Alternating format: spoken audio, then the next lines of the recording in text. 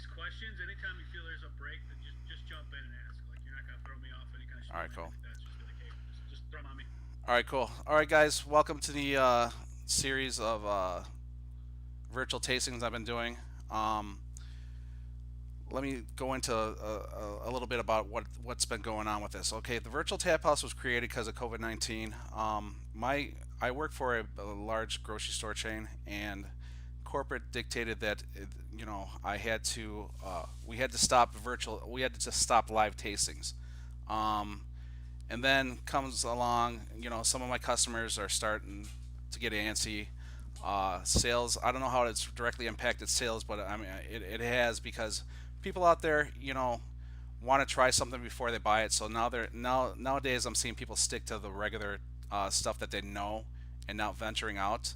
So it's happened to every one of us that we've gone and bought something as a label buy. We like the label, it looks good, the description is good, and then turns out we got burnt on it. So um, so I created the virtual tap house to do virtual tastings, so we could do it without exposing each other to COVID-19, and people can get a tasting of stuff that they possibly want to try. My name is Gus Guevara. I am a assistant manager at Highview Wine and Spirits in Sycamore. I've been in the restaurant industry pretty much my entire life, and I love what I do. I enjoy craft beer, and I don't know. That's just about it about me. All right, I'm gonna pass you on to Ben Borchers. What's up? Hey, how's it going, guys? What's Hey, up? my name's Ben Borchers. I am the All right. Chicagoland representative for Left Hand Brewing, based out of Longmont, Colorado. Um, Before we get into this, though, Gus, I want to thank you for allowing this opportunity for us to do this virtual tasting, because I do think you're on to something that it's definitely slowed certain brands down. That the fact that people can't have that opportunity to try before they buy, and it's tough to build brands when people can't try beers on a small scale to then purchase on a larger scale. We'll talk about that a little later. So thanks to you, Gus. Thanks to Hy-Vee. Thanks to everybody out here joining us on a Sunday fun day. Hopefully we will get this in, get a couple beers in you before the Bears game, and we'll have some fun. Any questions you guys have, throw them at Gus. The way this is set up right now, I really can't see anything. I can just kind of hear things. I can hear Gus, so Gus, don't be giving me the bird behind my back, because I don't know what you're doing. But with that all being said, how about we crack open a beer and start talking with a beer in our hands, because that's a lot more fun than anything else, huh? All right. All right. So the first beer I want to try, and I don't know if you've set an order yet or not, Gus, but I think we want to go Flamingo Milk Dreams. Stout Nitro. Yeah, Flamingo Dreams, Milk Stout Nitro, White Russian, and then we'll finish with Galactic Cowboy. All right. So if you guys can grab a Flamingo, crack that open, and Flamingo Dreams. start working on that. All right. Now this, I don't know if you guys can hear that pop from my can. Now a couple things about tastings that I try and tell everybody about when I'm doing these is, first things first, with these nitro cans, because they are nitro cans, there's widget technology inside. You can drink it right out of the can. Don't feel like you need to dirty a glass every time you put one of these together. That's totally fine. The other thing that I like to talk about when I do these virtual tastings is, or any kind of tasting for that matter, this is my first virtual one, is that there are no wrong answers to this. Like, I'm going to walk through some of these beers, walk through some of the process, walk through some of the tasting notes that we have, but overall your palate is your palate. So, if you taste something a little different than what I'm saying, or tasting a little different than somebody you're sitting next to, that is 100% okay. Everybody's got a different palate. Everybody's tried different things. I was in a really great whiskey tasting one time. The guy laid out the same speech, and he was like, your palate only knows what it's had before. So if there are items that maybe you haven't experienced or don't know, you may not recognize those flavors the same way we'll describe them. One of my favorites is, we had a beer, Fade the Black, last year, and there are hints of cardamom in that beer. I have no idea what cardamom tastes like. When I'm tasting that out, I don't tell people like, "Hey, look for the cardamom," because I have no idea. But I mean, other people are picking that up. The other way, when you're talking about palate or some of this, virtual stuff or this tasting stuff, is it's all easy to link to an experience. Like for instance, Flamingo here is a blonde ale, so it's got a light maltiness to it.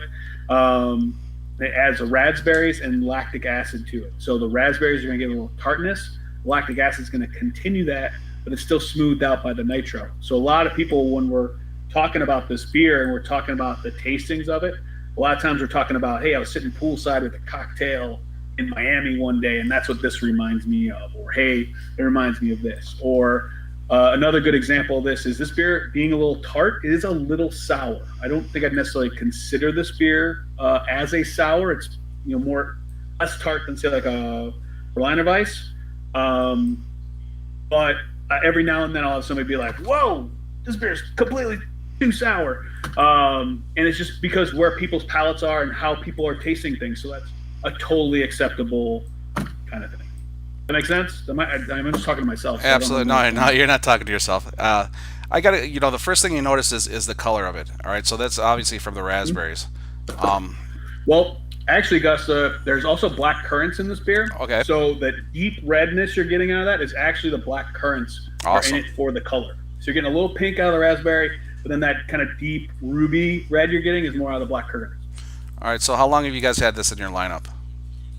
So this beer came out, we're in our second year with this beer, came out back in April, March of 2019. So it's a brand new beer. The impetus behind this beer was when you look at nitro profiles, they tend to stick to very dark, heavy beers. Like it's Guinness, Milk Stout. Your local breweries are doing like Fat Pug. Half Acre just had one out. I can't remember the name of it off the top of my head. But so you tend to think of those like larger, kind of big, dark stouts. So there's definitely a gap in most nitro programs where you don't have that lighter, fruitier, say spring, summertime, beginning of fall beer. So we thought there was a good niche for a beer like that that's creamy, tart, and fruity versus kind of bigger, heavier stouts. All right, let's go. Let's talk about Left Hand Brewery. Where are you guys located, and what do you do for them? And let's go into that. So Left Hand Brewery is located in Longmont, Colorado, which is about 45 minutes west of Denver, northwest of Denver, in kind of that the mountain range, the front mountain range there, in between, say, I'm messing, Fort Collins to the north and Boulder to the south. So that's where the brewery is located. It's gorgeous. Before the world fell apart, I got to go out there about twice a year. So it's nice to sit in that tap room and just look out at the mountains and enjoy it, even though I will tell you the altitude kills me out there for some reason. I'm like walking up brewery steps like gassed, and I'm like, what is going on?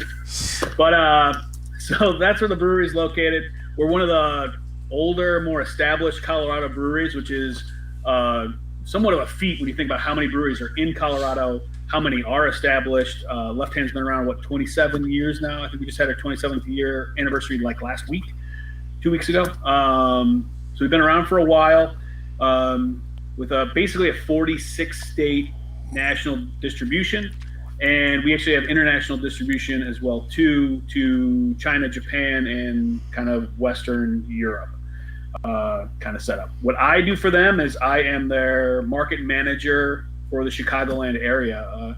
Chicagoland is so big and so well versed in their craft beer and knowledgeable in what their craft beer does that like I am the only rep that is dedicated to a single city. Most reps have like 4 or 5 states that they're dealing with, but Chicago's so big, so important to what we do that I am just here. I live in Chicago, or live in the Chicagoland area, and I basically travel around talking about new beers, when it's available, creating events like this one, working with the distributor to make sure they're bringing in the right beers, the right type of beers, right kind of beers, right number of beers to have, and then working with people like Gus to make sure that you can find those beers on the shelf. So I don't know if my information will get out in some way. It can totally, but if you ever have a question about a Left Hand beer, where to find it, what's it about, anything like that, you can definitely reach out to me, and I'll be more than happy to tell you any of those kinds of things. Awesome, awesome. We got a question in the chat. How much raspberry do they add to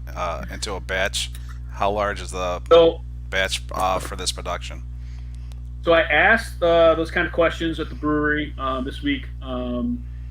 I tried to get more specific with them, but I know these brewers get a little proprietary about some of their information. Yeah. This is why I was able to deduct. So we're working basically a full batch, or one batch is going to be like 480 barrels in the fermenter.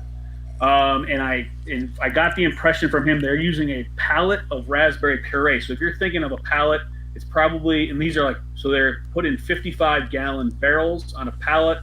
There's probably anywhere from 6 to 8 of those 55-gallon barrels on a pallet that are going into a 480 barrel batch.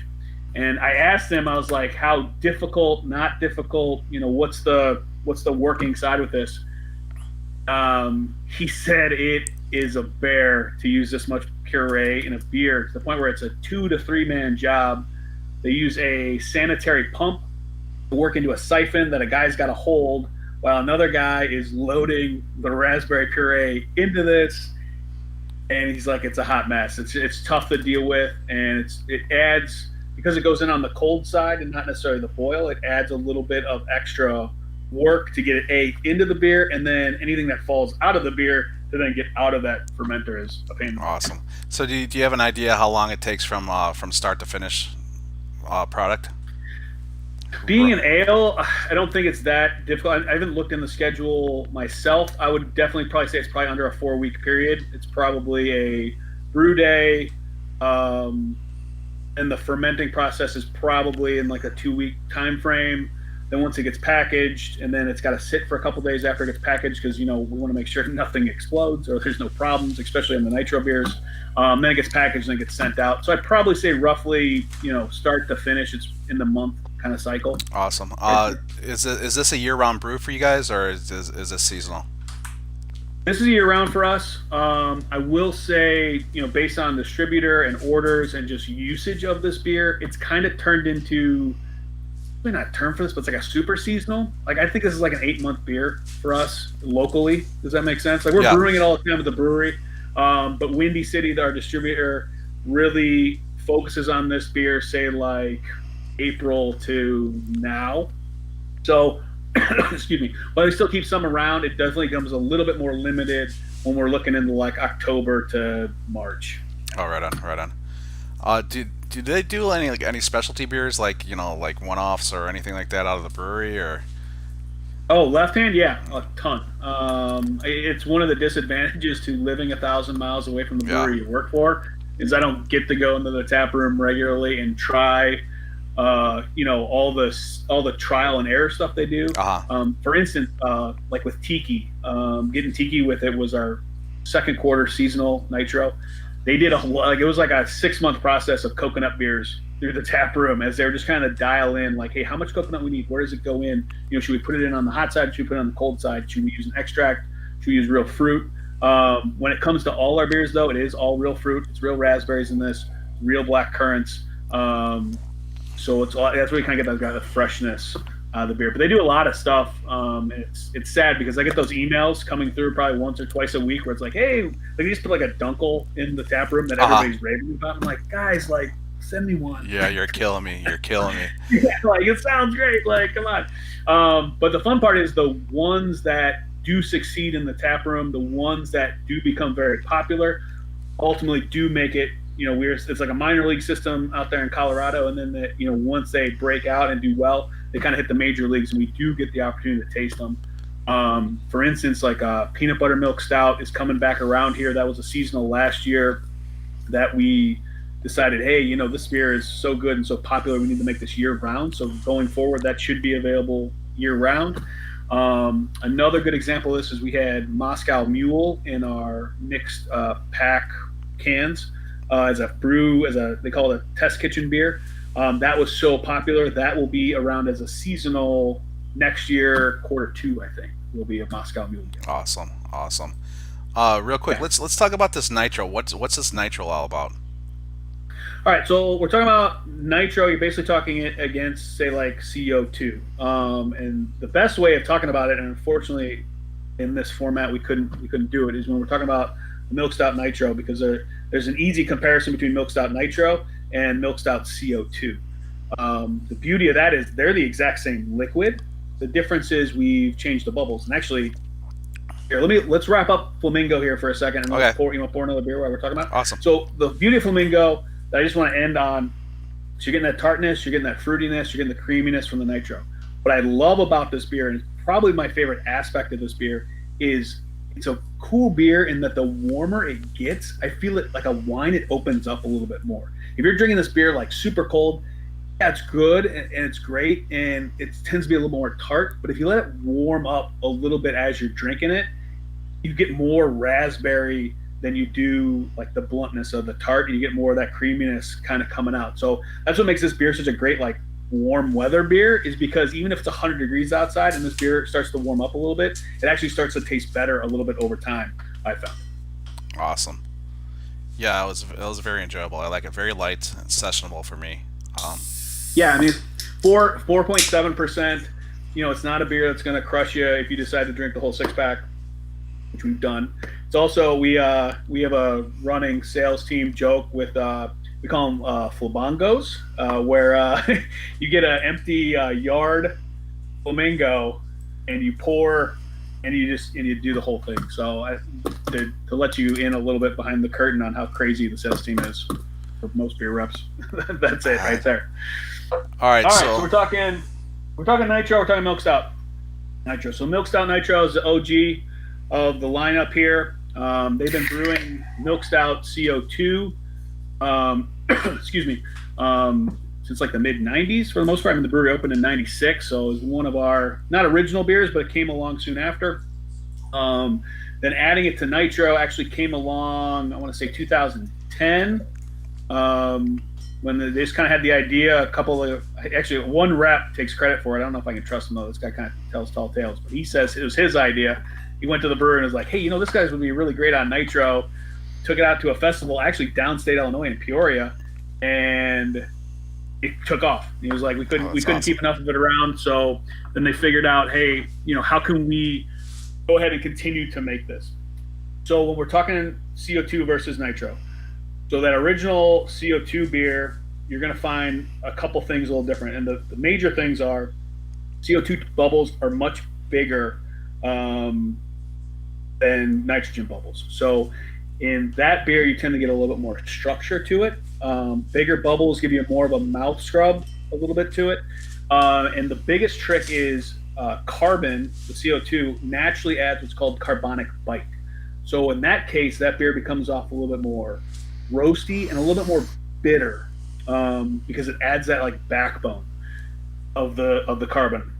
You take that carbon out, and we talk about the process of nitrogen at the brewery here in a minute. You ultimately take that carbon. So the way the brewery works is they ultimately brew the beer. When you're brewing the beer, carbon dioxide is a natural byproduct of creating alcohol with the yeast. So any beer that you have already has carbon dioxide in it. At the brewery, we've gotten this dialed into such a point that we will take the beer, centrifuge it to a certain extent to remove the natural carbon dioxide in the beer, so we have a blank slate. And through our proprietary formulas and procedures and stuff like that, we will add in the correct blend of CO2 and nitrogen that you need. Because if you have too much CO2, you're not going to get this creaminess, you're not going to get the head, you're not going to get that cascade. But if you don't have enough CO2 in there, you're going to tell me this beer is flat and it's not bubbly enough. So there is a blend of CO2 and nitrogen that's going into this. But by reducing the CO2 so far, you're removing that carbonic bite, you're removing some of that structure. So what you're finding is a much silkier, smoother beer that's much sweeter. It highlights the lactose and the milk stout much more than the CO2 would. And that's kind of the big difference between the two. So, the other big trick on this too is CO2 is easily, I think it's 5 times more saturated in the liquid than nitrogen. So what that means is CO2 will sit in a beer for a long time. So if you take a regular beer, you pour it, you sit on it, that's going to bubble. I mean, you'll be there 10 minutes later, and you'll see the bubbles moving through that beer. In the nitrogen beer, the nitrogen actually falls out of the beer very fast. So if you notice, like, this has stopped cascading, it's not moving anymore, and that nitrogen's slowly falling out. So, like, if you just let this beer sit for a long time and didn't do anything with it, in like a half an hour, you'd probably lose the majority of the nitrogen, and it would be relatively flat at that point as well too. And that, I guess, continues. Unless you got something, Gus, because I can talk about nitrogen. Yeah, I hear. No, it's the nose is incredible on this. It's a yeah. No Mountain Range says it's a creamy espresso. I agree with that. Bitterness chocolate on the nose. Yep. You get that chocolate, a little bit of coffee. I don't think you get as much coffee as, say, like some of our other beers, especially when we get to like White Russian. But you're really getting that roasted malt flavor in this. And then, like, on the Nitro one here, you're really picking up the sweetness of that lactose in it as well too. Is you said this is the OG? Is this like one of your flagship beers? This is the flagship beer. It's I tell people, like, half my job is telling people that we're not just Milk Stout Nitro, because, you know, every place has seen the Milk Stout Nitro. Everybody's seen that red hand on the black can. It is interesting, though. I don't know if you guys have noticed, or if you guys have we have the new packaging on the Milk Stout Nitro as well too. So a little bit of a cleaner, slicker look. New logo that we've kind of updated a little bit, because, you know, it's funny. So the old logo, if you notice, is like right behind me, above my head here. So the marketing department went through, and we were planning on doing kind of a logo refresh a little bit. And if you see in this logo, the left-hand part, and my hand's just flailing, the left-hand brewery is the same size as Longmont, Colorado. And it was interesting because, you know, most people just see the red hand, and what happens is you say, hey, I work with Left Hand Brewing. They're like, what? Like, what's Left Hand Brewing? And they're like, oh, the red hand.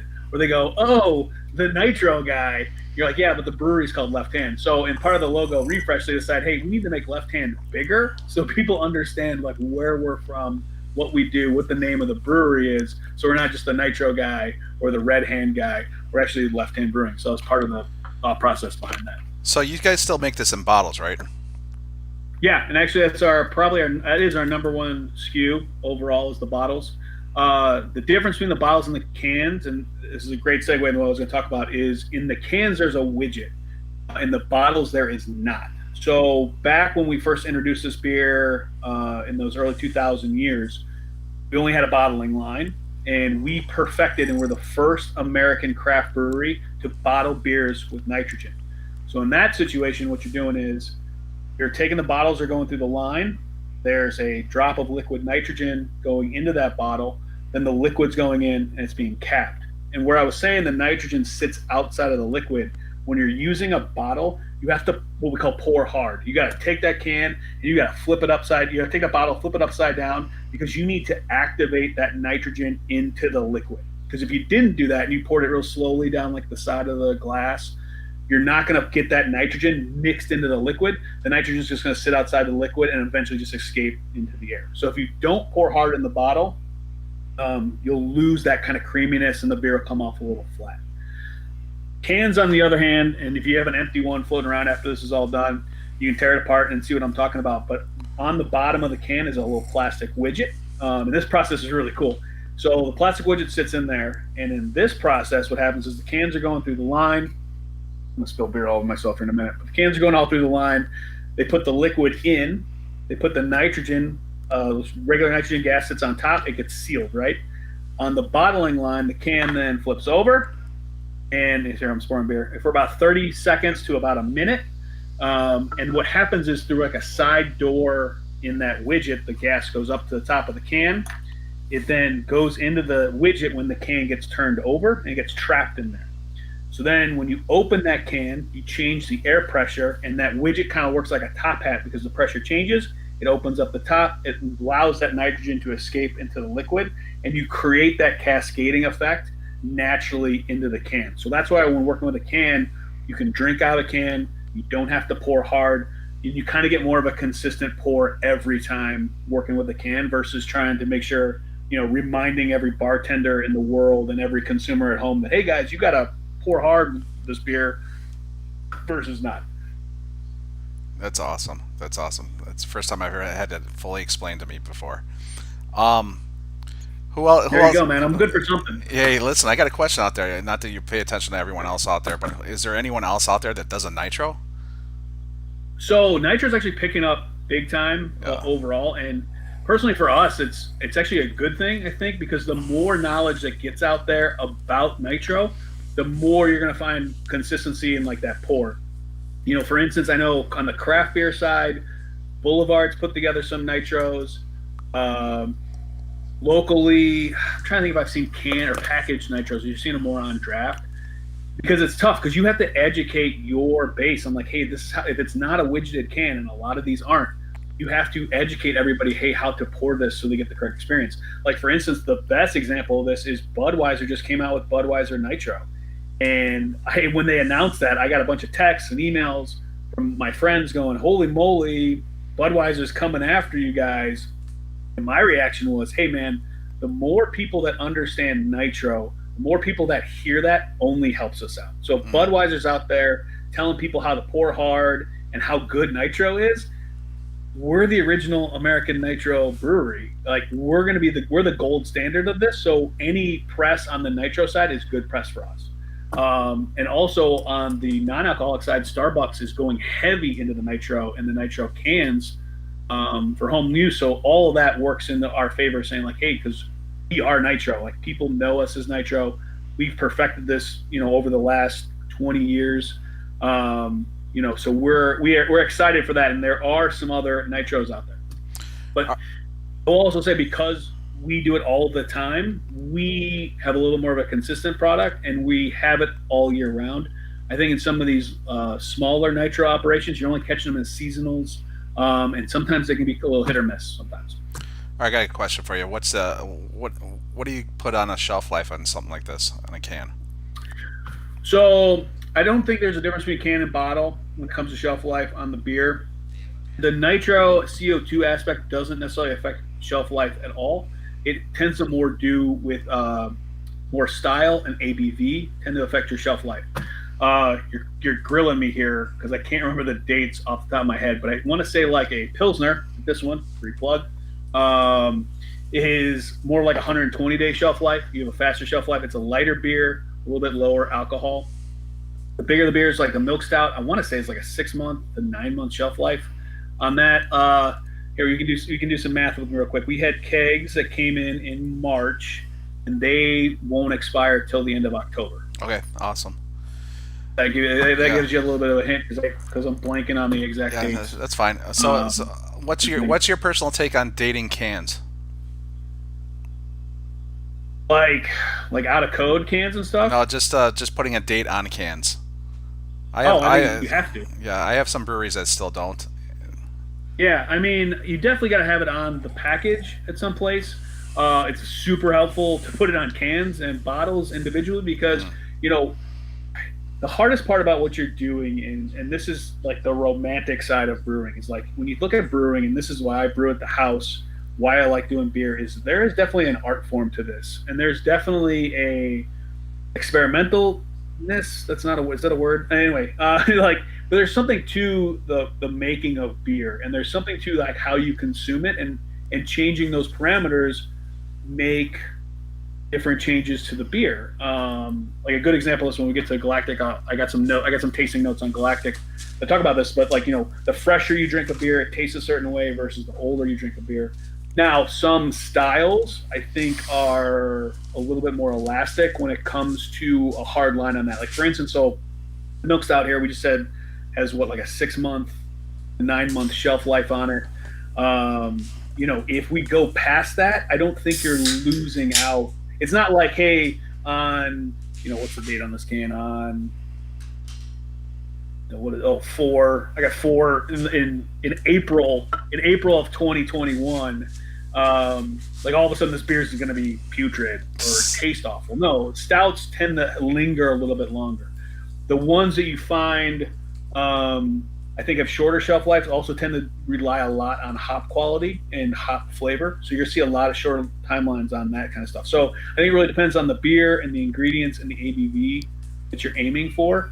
And while I keep an eye on dates in every account I go to, to understand, not only how good is the beer on the shelf, but hey, what can I do to help a place that seems to be lagging or falling behind, or how can we keep fresh beer on the shelf? But it's trying to control that process of like, hey, we've made a beer a certain way, and I want you to taste that beer the way it should when you get it. And I think that's the biggest emphasis when it comes to codes and dates and stuff like that. Is you have this artistry as a brewer or a recipe, or I want you to taste the milk stout in this glass is the same milk stout that they're tasting in the tap room in Longmont. Yeah, that's how I go about explaining it to the customer too. So because sometimes they look at the dates and they freak out about them. When we have something that's going to pass code, I explain to them it's not necessarily going bad like, say, when you get a gallon of milk, and it goes past code. Yeah, the fun part about beer is, like, from what I anecdotally, I don't know if this is proven, you can't pass any kind of, like, you're not gonna get sick from an old beer. You can't pass on, like, like, it doesn't, like, yeah, you're right. It's not because it becomes soy milk. Like, you're not gonna get food poisoning from an old beer. It's just not going to taste probably how you want it, how the brewer would want you to taste. I mean, not to throw these beers under the bus because we don't necessarily make them, but I think hazy IPAs are probably the most code-dependent beer that you see. You get outside of 3 months on a hazy IPA, it is, while it can taste okay and taste just fine, it's not going to taste exactly how it was when that beer comes off the line super fresh. So when I'm shopping for those kind of beers, I tend to rely a little bit more on codes for that kind of beer. Maybe a Pilsner or a real light beer would probably fall number 2. After that, I'm not as code dependent. I keep an eye on it, but I'm not necessarily worried about it too much. Yeah, that's what I see when people are shopping. They'll check dates, but I agree with them too. If you're gonna check dates on some of these cans, you're paying $20 for a 4-pack.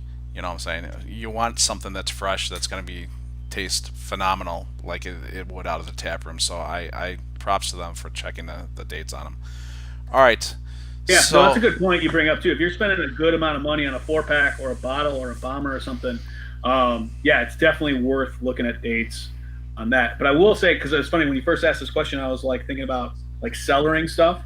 Most of the time when you talk about cellaring beer, it's bourbon aged, it's stouts, it's whatever, but they come in bottles. But there's been a whole revolution because they do very well with their stout series in cans. I'm interested to see 5 years from now when we're cracking open those stouts that we're cellaring, how those taste different, like if the can deteriorates or changes the flavor profile versus, say, like a bottle when it comes to cellaring beers. Yeah, I usually find the sweet spot is 4 or 5 years, and then everything starts to fall off after that. So, well, I'm getting at, Gus, is like nobody's done, like it was last year was kind of those first barrel aged stouts in cans. So we're not going to know till like 4 or 5 years from now how those cans are changing the product inside versus like a bottle. Yeah. All right. So real quick, when you open a can with nitro, should you open the can slowly or just go for it? Is it the same idea as a pirate? You're trying to change the pressure in that can. So if you crack it open, you'll change that pressure faster, and it'll let that nitrogen explode into the can. If you kind of like weasel it open, let a little bit of air in, you're not going to create that same pressure change. All right, so let's move on to the next one. It's the White Russian. White Russian, this is the fun one of the bunch. Well, they're all fun, but this is probably the one people most get excited about. White Russian is our most popular nitro seasonal. This beer, like I said, brought this beer in kind of middle last month, maybe, I think, like August 20th, maybe. We're in October, aren't we? Never mind. Yes. Well, anyway, no, it came in end of August. It was gone by mid-September from the distributor. So, I mean, it's a tough beer to find. It does come in 4-packs around. I don't know if Hy-Vee still has any left or not. So, usually, if you're looking for this beer now and you can't find it, the best place to find it is in that mixed nitro pack. Yeah, we burned through all those mixed nitro packs, the sampler packs for this tasting. So it's nice. Yeah, it was even you cracked them all open? I did 24 units. So Awesome. Well, fantastic. So we gotta get you some more, guys. Yeah, definitely. I mean, I feel people are finding that these 4-pack sampler packs are. I mean, regardless of there's a virtual tasting attached to it, is more desirable. They get more. They feel like they get more bang for their buck because they get 4 different beers out of a brewery. No, and even with the 4 or like we do the mixed nitro 8, it's the same idea. It's like it ends up being about $2 a can, I think, on the shelf, so it's like $16. So you're not in it a whole ton. The 8's a nice number because you're getting 4 different beers, but you're getting 1 for yourself or 1 to share, 2 for yourself if you're greedy. So no, in this, so it's funny. We introduced the Mixed Nitro 8-pack at the end of last year, like November, almost a year. It's gonna be a year next month. That has become our number 3. It's like in our number 3 top 5 SKUs that we sell right now. It's been that popular. All right, so tell me about this beer. What do you? All right. What's the creaminess of this? Was that like oats or? Yeah. So here's the point. So I was emailing the brewery especially about this beer because I figured this beer, it's the most unique of the 4 we're going to try today, barring Flamingo Dreams. It's the most interesting because it's funny. I asked the brewer, like, what are your notes on White Russian? Like, what, I asked him a bunch of brewing questions about it. And he said, you get a lot of sticklers on this beer because white stout is not really a thing. Like, it's not you see it every now and then, but it's not really a style that say like, that's approved. Like, you couldn't take this like a contest or a panel and be like, hey guys, we got a white stout, because it's not really a known style at this point. So asking him, when I was talking about it, he said the key to this beer really comes down to the mouthfeel of it, because even though it's blonde in color, your SRM's low, it really comes down to it has to feel like a stout. So this is a good beer to pair after that milk stout because you kind of get that chewiness of a stout. And then by doing that in the white stout, you're right, they're adding in flaked oats and they're adding in naked oats to kind of build in that bigger mouthfeel to this. So you can kind of get away with saying, hey, it is a blonde or white stout versus saying, hey, it's just a blonde ale kind of thing. So you're building up that mouthfeel in this beer to turn it into a stout. So this beer, a classic White Russian is what? Vodka, Kahlua, milk, right? So in this beer, you're taking that white stout base, you're adding coffee to it. I found out that it is Allegro organic Mexican coffee, which kind of gives it that nuttiness to it. A little bit of dark fruit notes to that coffee level. We're adding in vanilla to add a little bit creamy vanilliness, and then lactose on top of that continues to add in that kind of sweetness of the milk, that milk sweetness that you'd get in the White Russian. And then the creaminess is all tied together by being on nitro. This beer on CO2 would probably be a little too bitter. You wouldn't gather the sweetness from it, and you wouldn't get that silky smoothness that you're looking for out of like a creamy White Russian.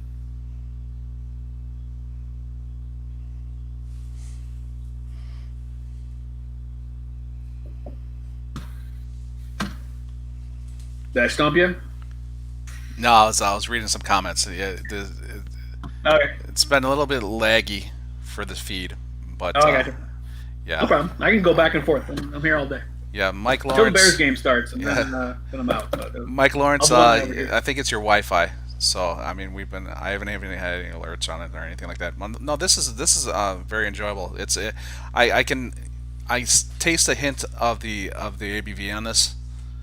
So it's, a little bit. Yeah. But I tell you, when I drink this beer, it's so creamy and smooth, and there's so many different flavors going on between the vanilla and the coffee and the mouthfeel. It's 9%. Like, Yeah. this is not a beer that's jumping out at you where you're like, you drink 2 or 3 of these and you're Yeah. kind of under the bus a little bit, but it's easy to do because you just start drinking them and all of a sudden it's really good. I had one account, I was tasting this out with him last year, and he's like, we should put this on ice. Like, it's because it's kind of that big mouthfeel, and Yeah. the ice would kind of thin it out a little bit, but it's a great beer. Yeah. How long has this one been around for you guys?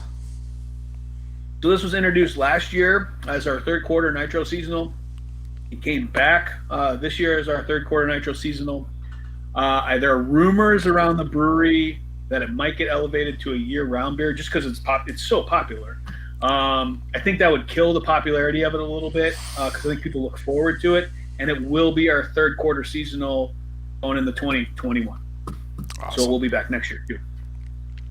So real quick, how has COVID affected your industry? How has COVID affected your job?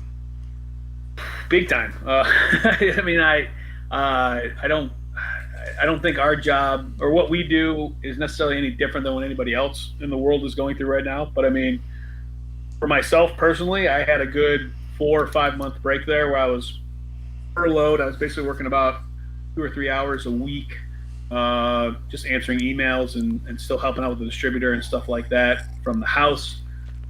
During that 4 or 5 months, I was homeschooling a 4-year-old. So let me tell you this: talking about beer with you guys is way easier than teaching a 4-year-old how to do math. It's hilarious. So this is awesome. This is like vacation. Yeah. No, so that personally has affected me that way. Technically, I'm not even back to full time yet. Right now, I'm on a 32-hour kind of work week at this point, which is nice. I mean, it makes sense because I can't do events. I can't do some of these extracurricular things that would require me some of those extra hours. So right now I'm more dialed in on meeting with accounts, working with the distributor, figuring out where beers are go, because I walk into all kinds of accounts and I tell them, and this is where, gosh, you're doing an amazing thing and you're doing an amazing job, because there are so many accounts where I go, hey, have you thought about doing like a virtual tasting? And they go, what? Like, how would you do that? And I go, well, it's real easy. I'm doing it with Gus. Like, Gus is putting this all together for me. So, thinking outside the box like that has changed what I do a lot, and trying to come up with new ways to help accounts that help me. Like, hey, what are ways we can think outside the box because we can't do X, Y, and Z. From a brewery level, it has totally changed the way, and I think any brewery will tell you this, has totally changed the way that breweries are operating right now. The biggest thing, and we'll peel back the curtain here, the biggest way breweries make money is basically through draft beer, primarily in their own tap rooms. So if you have your favorite, let me tell you this, if you have your favorite brewery out there, and I understand not going out and eating out and drinking out, but if you go to your favorite brewery, go buy a growler, go get a crowler, go get some draft beer from those places, because that is where your small local breweries are making their most amount of money, is by putting beers on tap on their own place. So let me plug this. If you got the opportunity, go out, help your local brewery, buy some beer from them at their tap room, because you start taking away from some of the money they're making by putting it in cans and putting it on shelves and running through a distributor. Go, if you can, go buy it from the source. But it's changed the way we play, because let's say, I'm kind of spitballing here, but let's say I think we were like a 40-60 kind of brewery. Like 40% of our business was based on-prem in bars around town, and 60% of our business is packaged, is off-prem, like at Hy-Vee. So basically you took away 40% of the business, and while on-prem has been on fire and has been awesome, and sometimes I walk into different stores and they go, we can't put enough beer on the shelf, it's going out the door so fast. It's still not necessarily enough to make up for what we've lost in bars and restaurants and such. The biggest thing that is impacting us now is the aluminum shortage, because more people are buying in grocery stores like Hy-Vee and buying off the shelf. There has been a massive run on aluminum cans. Add into the equation all the other kind of political stuff, tariffs and things along that nature, and recycling and whatever. That's a whole nother ball of wax. There's been a shortness on aluminum. So we work with Ball. They're the biggest aluminum can supplier in the nation, and they have cut our allocations back to like 30% sometimes what we're doing. So we're looking at different ways of like, hey, what SKUs do we have to have in cans? What do we need right now to ask for?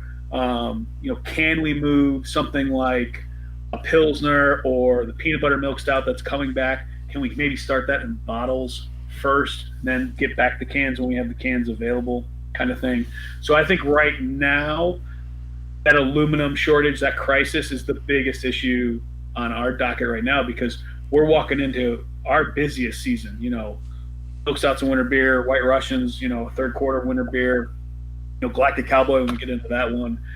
This is our time to shine. We'll have here's another free plug for me. We'll have it's called the Milk Box coming out Oh, that's Now awesome. it was, yeah, so it's a variety. It's our first ever variety milk stout pack. It's a 12 pack of 4 different kinds of milk stouts.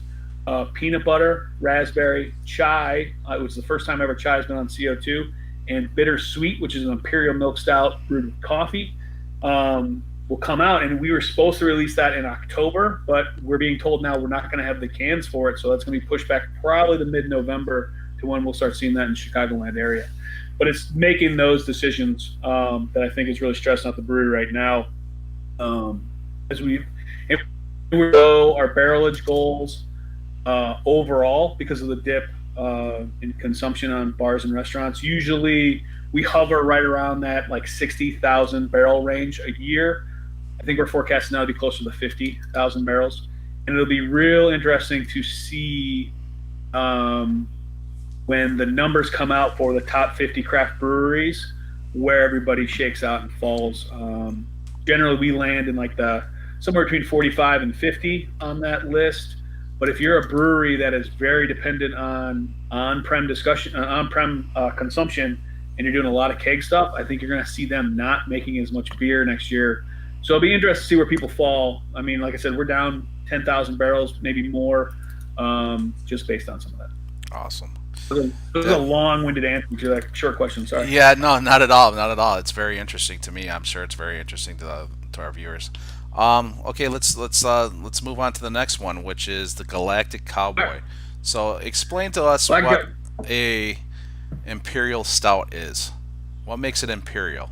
So imperial stout. So basically, imperial is another way of saying double. Times. So if you have like a double IPA, that could also be called an imperial IPA. So in this case, what you're doing is it's not usually apples to apples, or it's more of an apples to oranges conversation, but you're basically doubling the recipe to create a higher ABV and a bigger taste profile. Like I said, it's not always a straight, like they're not just taking hey, we got the stout recipe, we're doubling it up. But it's basically that's kind of the thing. So if you look on this beer, just like the White Russian, we're ending on the 2 big beers. This is almost a 9%er. I think it's like 8.7, 8.9. 9%. No, it's 9% on the dot. White Russian's 8.9. Sorry. So you're looking at a 9%er here. So it's a big AVB, big gravity beer on this one. Lots of ingredients on this. I was asking the brewers about this one too. So a couple things to tie back on this one. So we were talking about tasting notes and aging beers and coating beers. I think this beer almost has a year-long shelf date on it because the ABV, alcohol is a natural preservative. There's also a boatload of hops in this to try and balance that big malt bill out with the hop profile. And what the brewers were telling me is when you're drinking this beer fresh, and I think this will be relatively fresh. This doesn't coat out till the beer I'm holding right now doesn't coat out till August. The fresher you drink this beer, the more of that hop quality you're going to get. You're going to get a little bit more of that fruitiness, that floral. Part of the reason it's called Galactic Cowboy is the main hops in this are Comet and Galaxy. So it's kind of the play off of, hey, we're going to space. And then you add in Colorado, and they think they're all a bunch of cowboys out there. So anyway, I digress. So if you're drinking this beer a little fresher, you're going to pick up more on those like hoppy notes, a little more floral on that side. If you sit on this beer for a little bit, those hops will kind of fall off a little bit, and you'll get more of that chocolatey, kind of dark fruit malt flavor out of this beer. Also, tie back to you asked about COVID, how COVID's disrupted tasting, how COVID's disrupted certain businesses. This beer became a year-round beer. We launched this in March of this year. Like literally, I got this beer about 2 weeks before we all went into shelter in place. So when you're talking about building a brand, it's getting it into people's hands, having people try it. Like a great way to build a brand is through bars. Like you get new beers in the bars because you as a consumer can go into a bar, get 1 pint of it, taste it, enjoy it or not, and then make that purchasing decision for your house. So this beer lands 2 weeks before the world ends, and not a lot of people have tried this beer, and it's tough to say like, hey, how popular this beer is, how good is this beer, because it just hasn't had that opportunity to really blossom. into something else. You know, you compare it to Flamingo. Flamingo came out the year before at the same time. The Flamingo is taken off this year. It's wildfire right now. It's going nuts because people had that opportunity to build that brand over the year. And then when we got stuck at home, they said, "Hey man, I really enjoyed that at the tasting. I really enjoyed it at a bar. Now I can get it at home. I know what I'm buying." Because, you know, it's not necessarily when you talk Flamingo Dreams, you're not going, "Hey, I know what this beer is going to taste like," looking at it on the shelf. Same, I think, with Galactic Cowboy to a certain extent. Is people, you know, you see this on the shelf, see Galactic Cowboy, you're not going to go, "Oh man, this looks amazing." It's just like, you're like, Galactic Cowboy, what does that mean? Kind of thing. So that's why events like this really help build a brand, and that's why this is such a unique opportunity that you guys put together. This is very enjoyable too. I could taste the alcohol in this too, but it's This one, I think it's a little boozier than some of the other ones. But yeah, you get it, but they're still balanced well with the deepness of the malt, how big the beer is. I still don't think the ABV knocks you over the head. It's not hot, but no, it's there. not hot by far, not by far. Yeah. It's the hops show through, and that's where I see where the IBU is from. So. Yep. Yeah, so the impetus of this beer was, and I don't know if the crowd out there is super familiar with, but we used to have a beer, or we still do. We have a beer called Wake Up Dead, which was a big imperial stout. I think that one ran about 10%. Super popular beer for the brewery as a seasonal.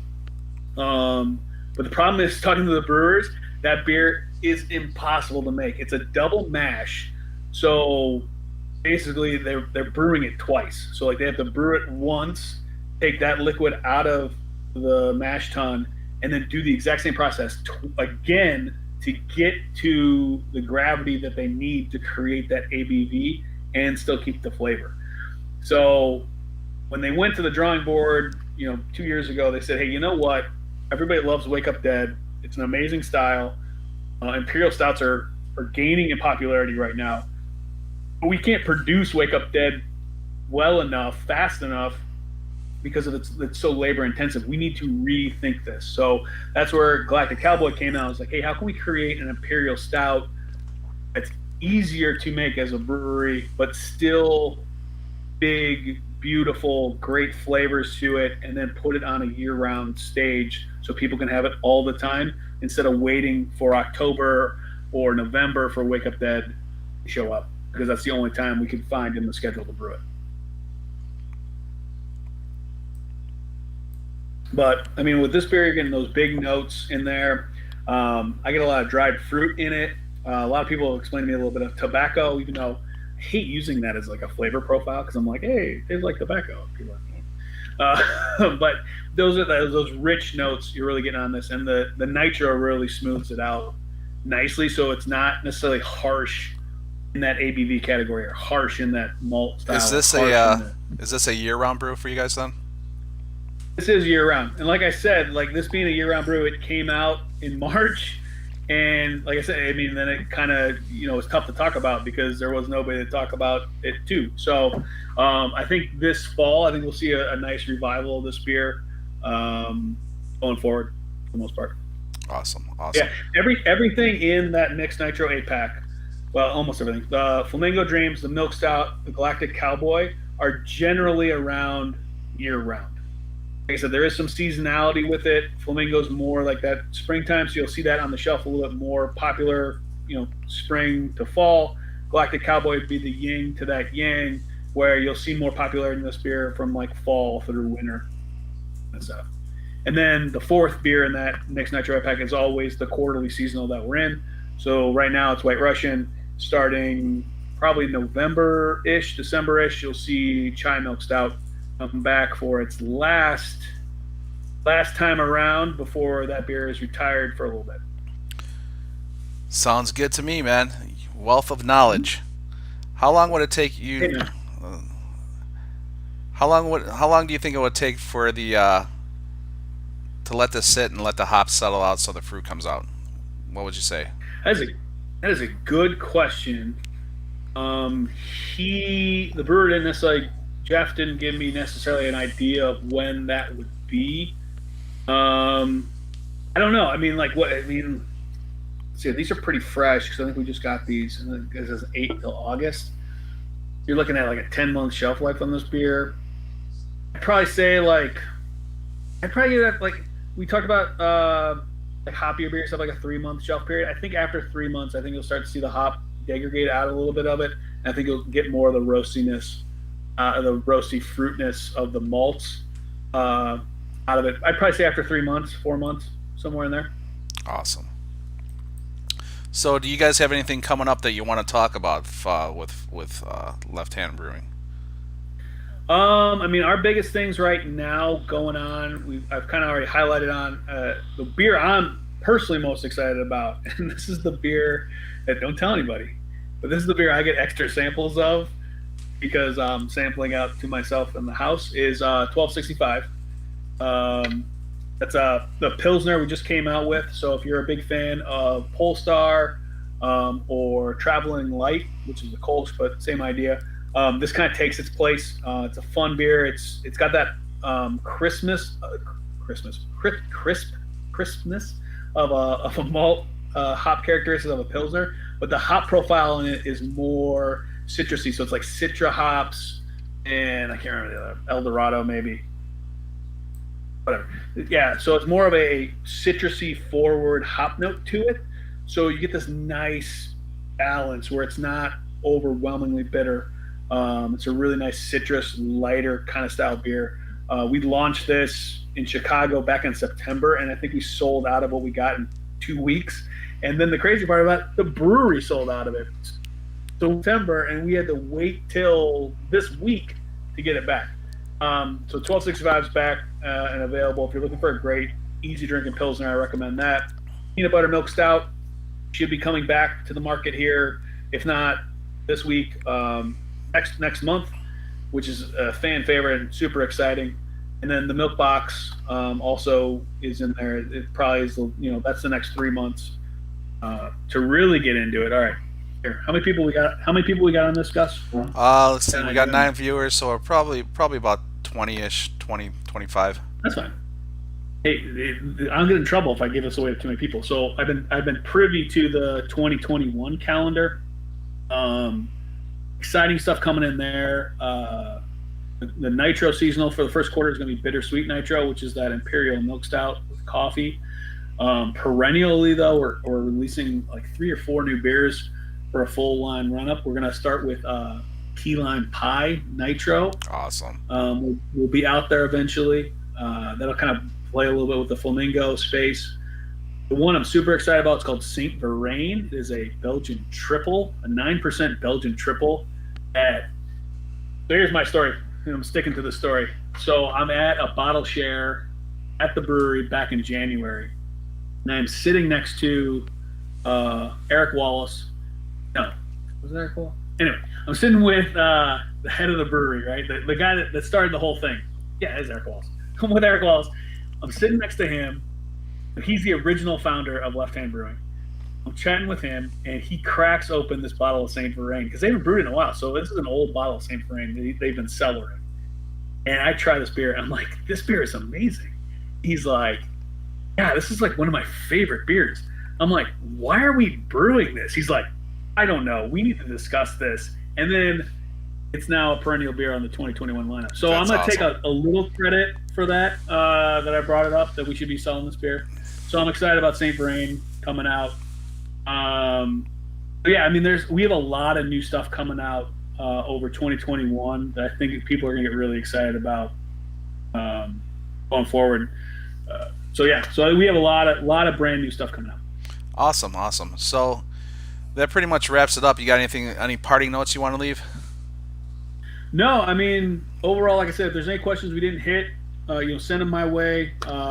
If there's anybody with any questions about Left Hand Brewing or the things that we do or are interested, I'm an open book. So send me questions, send me stuff. I'm more than happy to help out with anything that anybody's looking for. Awesome. And go Bears.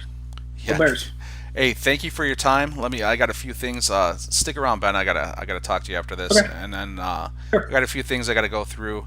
Hold on for a second. I'm gonna put up a visual. Hy-Vee's got a new promotion, $5 Sundays, which each department has an item for sale for $5. Today's item is in wine and spirits is 1.75 liter bottles of Mr. and Mrs. T's Bloody Mary mix. And then let me put up another. I have a couple of event sponsors. Faxel Beverage Distribution. He's a veteran-owned beer distributor in the Chicagoland area. If you guys ever need any beers, contact Faxel Beverage Distribution. Forge Brewhouse, DeKalb, Illinois, is another sponsor of ours. CJD over at Forge. And then let me run some credits real quick. And credits and shoutouts. I'd like to thank Ben Borchers for stopping by and explaining his beers. Very informative. Thank you very much. Anytime, guys. Anytime. Guest tasters: Trace Katie, who did not show; Travis Berth, Kara Berth, Ralph Pedersen, who did not show. But let's see, technical expertise. I've had some help from Anissa Gonzalez, Young Hines, Travis Berth, and Kara Berth. So, okay, folks, that will be it for today.